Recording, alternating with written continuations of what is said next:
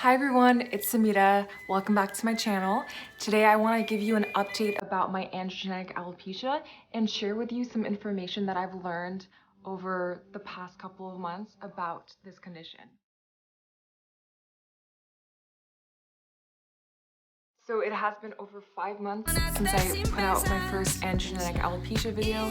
I can't believe how well it's doing, and I'm really appreciative of those of you who went out and watched it. And if you haven't already, please go ahead and I'll link it up here and down in the description below for you to watch it. I talked about how I've been doing this rosemary topical treatment, which has been shown in research to reduce the local androgens, so the local DHT, which is dihydrotestosterone, and that is the main androgen that actually causes hair loss in androgenic alopecia. Twice a week to once a week, I try to keep up with it. And I've been especially applying it to my temples. So I have noticed some hair growth in my temples, and I'm going to show you a couple of photos right now, before and after. So the first picture was from about 4 months ago, I believe. And then the second picture is from 2 months ago. And then the third picture is from pretty recently.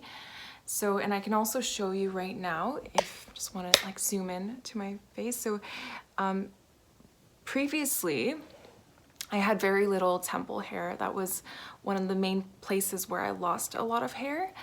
And so now it's definitely grown back. It's certainly not like as thick as I want it to be, but I do find that I am having baby hairs grow back, so I'm really happy about that. So overall, since I put out that video 5 months ago, I haven't seen super dramatic hair growth, and I expected that because with hair, you're going to have to wait at least 3 to 6 months before you see some change. Your hair actually, once it gets into the telogen phase is anywhere between 1 to 4 months.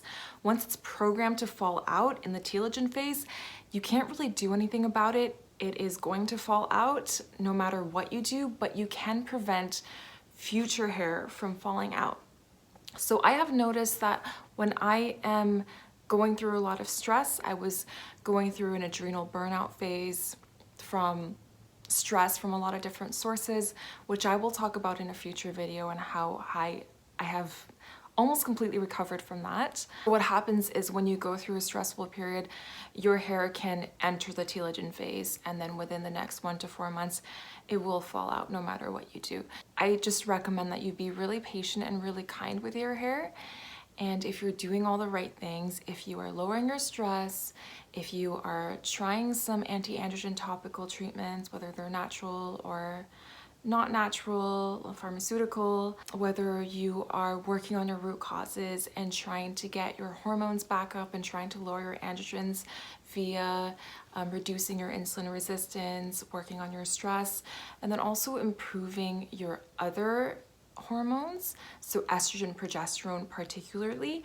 And this is something that I have noticed that is really important for me. My hair loss is caused by 3 factors. Number 1, of course, androgenetic alopecia. For my PCOS, I do have high androgens. Number 2 is hypothyroidism, and I have talked about this as well in my previous video, my previous hypothyroid series, which I will link up here and down in the description below. If you don't have enough T3, which is the active thyroid hormone, then you won't be producing enough sex hormone binding globulin. And sex hormone binding globulin is really important for like binding free androgens and that kind of thing. So that, and also thyroid hormone is just really important for hair growth in general. So that's the second reason why I am having this diffuse hair loss. And the third reason is because I don't have sufficient estrogen and progesterone levels. Because of my PCOS and all the root causes, I'm not ovulating regularly. I don't have a regular period, so I'm not seeing those appropriate increases, those normal healthy increases of estrogen and then the progesterone afterwards. So if you're not ovulating, if you're not having a regular cycle, you're not having those high enough estrogen and progesterone levels naturally, then your hair is not going to be growing as thick as possible. Estrogen and progesterone are both required to ensure that your hair is growing to a specific diameter, and if you don't have enough, then they're actually going to shrink. So I've talked about the birth control pill for female pattern hair loss before, and I want to talk about that more in a future video, but right now I'm just going to say that I've been looking at some of the research, and especially birth control pills that are higher on the androgen index, they can actually work like androgens and cause almost like an artificial androgenic alopecia. So they will cause miniaturization of the hair follicles and easier fallout. If your birth control pill is not high on the androgen index, there's still a possibility for when you get off of the birth control pill for your androgens to surge up and cause the same thing. So it's almost like a post-pill androgenic alopecia, which if you are able to reverse, it'll go back to the way it was. But overall, I personally don't think the birth control pill is a good idea for androgenic alopecia because of all the stuff that I'm reading, and I'm definitely going to make a new video about that. Right now, what I've been doing to help with my hair loss is trying to get myself to ovulate again. Calm down my adrenals, calm down my thyroid, that entire, hypothalamic pituitary adrenal axis. If I can start ovulating, then my estrogen and progesterone can come back up. That in turn will also help to reduce my androgen. So I'm gonna have a healthier balance between that. So that's what I'm trying to do right now. Since I'm in naturopathic medical school, I've been trying a couple of modalities. So I started taking some Chinese traditional medicine herbs. In addition, I will be starting acupuncture as well to help to reduce the stress response and to correct any deficiencies, really trying to focus on stress management, meditating every day, continuing with my topical treatments with rosemary essential oil.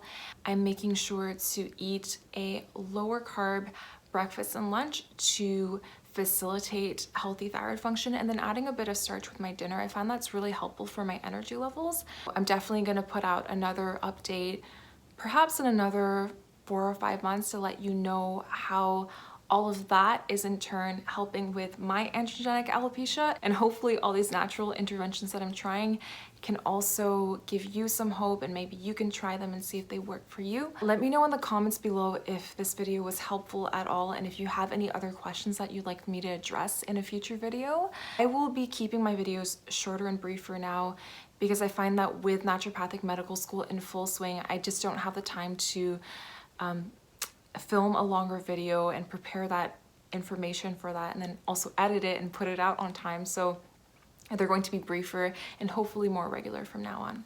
All right, thank you so much for watching this video. I hope that this helped you, and please leave a comment, subscribe if you haven't already, check out my other videos. I love you guys so much. Bye now.